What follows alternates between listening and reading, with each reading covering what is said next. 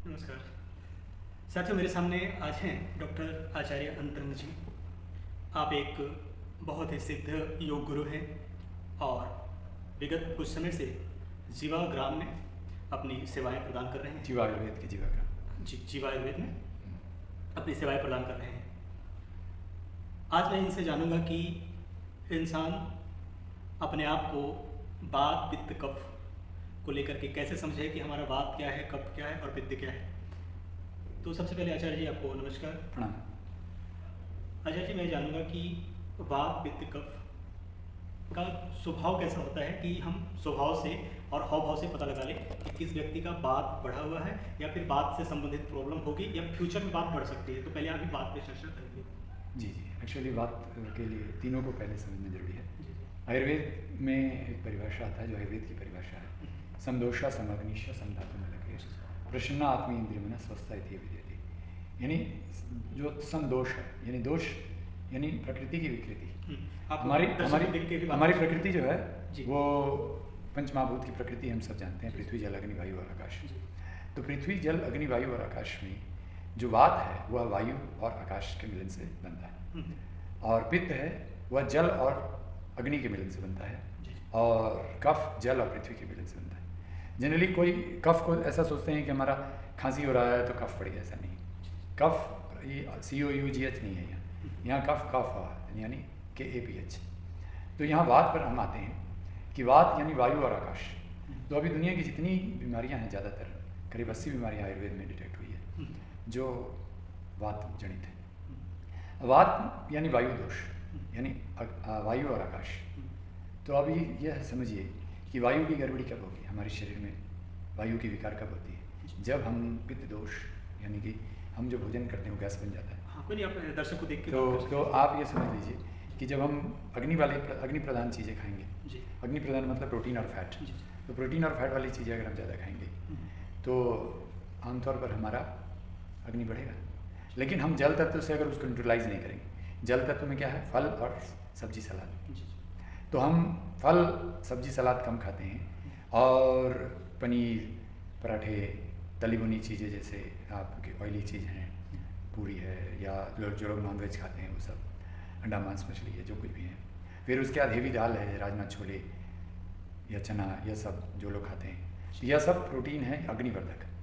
अभी अग्निवर्धक सुबह से भी लोग खाना शुरू कर दें, सुबह से ही पराठे खाते हैं, सुबह से पनीर पराठे भी खा लेते हैं, पनीर भी खाते हैं।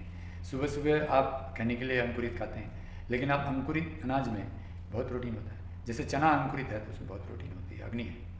अब उस अग्नि को शांत करने के लिए आप क्या लेते हैं?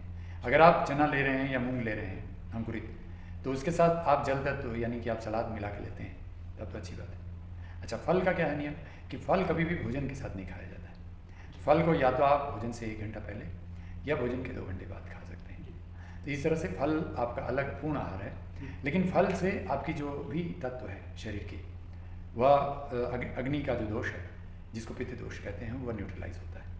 अब आया कि वात रोगी जिनको वायु दोष हो चुका है, और वायु दोष का लक्षण है कि आपके बॉडी में किसी भी तरह की दर्द होगी, वह बात है। चाहे आपकी सर्वाइकल स्पॉन्डिलाइटिस हो, लंबार स्पॉन्डिलाइटिस हो, या आपको घुटने में दर्द हो, ऑस्टियोआर्थराइटिस हो, या आपको कोई भी तरह का दर्द हो रहा है, यहाँ तक कि सर दर्द हो रहा है, आपको गैस एसिडिटी के कारण आपका पाइल्स हो रहा है, बलगम हो रहा है, खांसी भी, सर्दी भी, जुकाम भी आ गया है, कफ की प्रॉब्लम आ गई है, हार्ट की प्रॉब्लम भी आ गई है, यह सब वात में ही गिना जाता है, क्योंकि कारण आपका पित्त जनित है। अच्छा, कुछ लोग हैं कि जिन लोगों को गैस नहीं होता, कब्जियत नहीं होती, पेट साफ होता है, लेकिन उसके बाद भी उनको देखिएगा कि उनको अर्थराइटिस हो गई या वात रोग हो गया। तो उसका कारण ये होता है कि वो तनाव लेते हैं। तनाव का जो ग्रंथि है वो एड्रिनल ग्लैंड बोलते हैं, जो किडनी के पास होता है। तो किडनी के जस्ट ऊपर होता है, जो कॉर्टिसोल नाम का हार्मोन निकालता है। तो जैसे ही आप तनाव लेते हैं उससे ओवर सिक्रेशन जो होता है कॉर्टिसोल का, वो हमारी जो पारासिम्पैथिक नर्वस सिस्टम है, जो बाईं नासिका जो हमारी ठंडी नाड़ी है, जो हम प्राणायाम में कहते हैं ना कि ईड़ा भागीरथी गंगा पिंगला यमुना नदी, तो हमारी जो ठंडी नाड़ी है, चंद्र नाड़ी, लेफ्ट नॉस्ट्रिल, वह ईड़ा नाड़ी को गंगा नाड़ी भी कहते हैं। और जो सूर्य नाड़ी है वह हमारी यमुना नाड़ी है, गर्भ नाड़ी है, तो वह हमारी राइट नॉस्ट्रिल से चलती है। अब क्या होता है कि जैसे ही आपका पित्त दोष होगा, यानी तनाव के कारण आपको डाइजेस्टिव प्रॉब्लम नहीं हुई, लेकिन जैसे ही आप तनाव लिए तो आपकी सबसे पहले लक्षण होती है कि आपकी आंखें बड़ी होने लगी, हार्ट बीट तेज हो जाएगा, आपकी डाइजेस्टिव जूस जो है पेंक्रियाज की, और लीवर की, उसकी जो सेक्रेशन है वो कम हो जाएगी।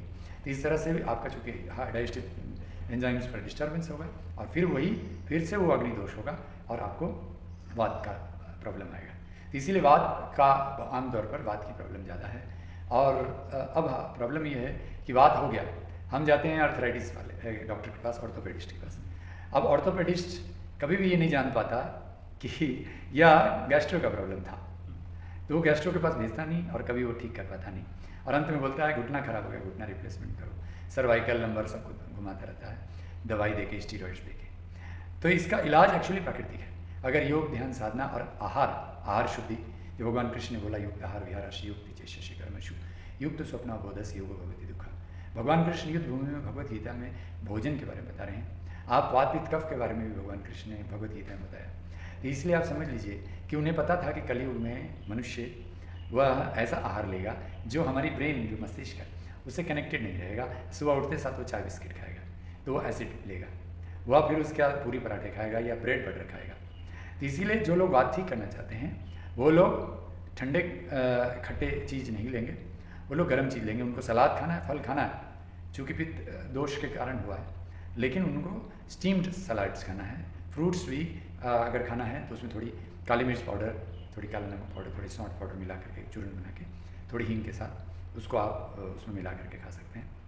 तो उसकी, लेकिन जैसे गर्म फल है, जैसे पपीता है, सेब है, चीकू है, ये आप खा सकते हैं। लेकिन जैसे ठंडे फल है, आप मौसम के फल जैसे नाशपाती है या अमरूद है, अभी गर्मियों में तरबूज, खरबूज, ये सब है, तो ये सब अगर खाते हैं तो आपको उसमें ही करना है। नहीं तो आप, बहुत अच्छा है कि आप अपनी बॉडी के मेटाबॉलिज्म चालू कर लीजिए।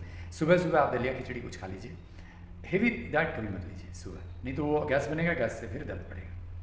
कि इसीलिए आपको चाय बिस्किट तो खैर सोचना नहीं, और आपको पूरी पराठे यानी 5 प, पूरी पराठे, पकौड़े, पनीर, पानी पूरी, और 5 च, चीनी, चाउमीन, चॉकलेट, चिप्स और चाय, यानी ये सब दोनों छोड़ना है। और चाउमीन मतलब जितनी भी आपकी मैदे की फैमिली है, तो चीनी, मैदा, तेल यानी रिफाइंड तेल, इसको छोड़ करके आप घी में छौंक लगा खा सकते हैं। तो इस तरह से अब बात को आप जब ठीक करना चाहते हैं तो आप हमेशा जो, जैसे जौ का आप सेवन करें, आप जो भी आटा या गेहूं या दलिया खाते हैं उसमें थोड़ी जौ का, और चूँकि जौ ठंडा होता है लेकिन वो पित्त शांत करने के लिए होता है, अग्नि को, लेकिन आपकी बात हो चुकी है यानी ठंडा हो चुका है बॉडी, इसलिए थोड़ा बाजरा मिलाना होगा, या आपको मूंग की दाल मिला सकते हैं या रागी मिला सकते हैं। तो ऐसे ही आप दलिया बनाइए, उसमें थोड़ी डाइजेशन को अच्छा अल्कलाइन करने के लिए आप उसमें थोड़ी, उसमें सब्जियाँ मिलाइए। सब्जियों में पत्ते वाली सब्जी शाम को नहीं मिलाइए। तो इस तरह से आप अगर खाएंगे तो आपका आहार सही होगा, और हो सके तो किसी आयुर्वेदिक वैद्य से, अगर आपको बहुत सीवियर है, बात बढ़ी हुई, दर्द बहुत है, तो आप वैद्य से लेकर दवाई ले सकते हैं, तो उससे आपको थोड़ा सा आराम हो जाएगा। और पित्त में यही कहूँगा कि अगर आपको गैस एसिडिटी हो रहा है तो ये उल्टा कर दीजिए कि आप फल खाइए, बिंदास खाइए पहले, और उसके बाद जैसे कब्जियत होती है तो उसके बाद आप, फिर उसके बाद आप यही सब दलिया खिचड़ी वाले आहार लीजिए। और उनको सबको, इन दोनों को मिल्क प्रोडक्ट बंद करना है। मिल्क, दूध, देसी गाय की दूध अगर मिल जाए तो शाम को आप ले सकते हैं थोड़ी पानी मिला के, लेकिन आप ऐसे दूध, दही, पनीर कुछ नहीं लेना है। छाछ भी देसी गाय के दूध का आपने दही बना के उसको घर में बिलोना करके उसकी मक्खन निकाल के अगर छाछ बनाया तब तो आप ले सकते हैं। घी आप ले सकते हैं, देसी गाय की घी, क्योंकि ड्राइनेस होता है उसमें, वात में खुश्की होती है। वात के लोगों का लक्षण ही होता है कि वो रेस्टलेस रहते हैं, हमेशा विचलित रहते हैं, वायु है ना, विचलित रहते हैं, आकाश तत्व तो हुए रहते हैं। इस तरह से ये है जी। ठीक है, बहुत बहुत धन्यवाद, बहुत अच्छा जानकारी दिया। साथियों, आप आचार्य जी से सीधा कांटेक्ट कर सकते हैं। आचार्य जी, आप अपना नंबर बता दीजिए। मेरा 99583 7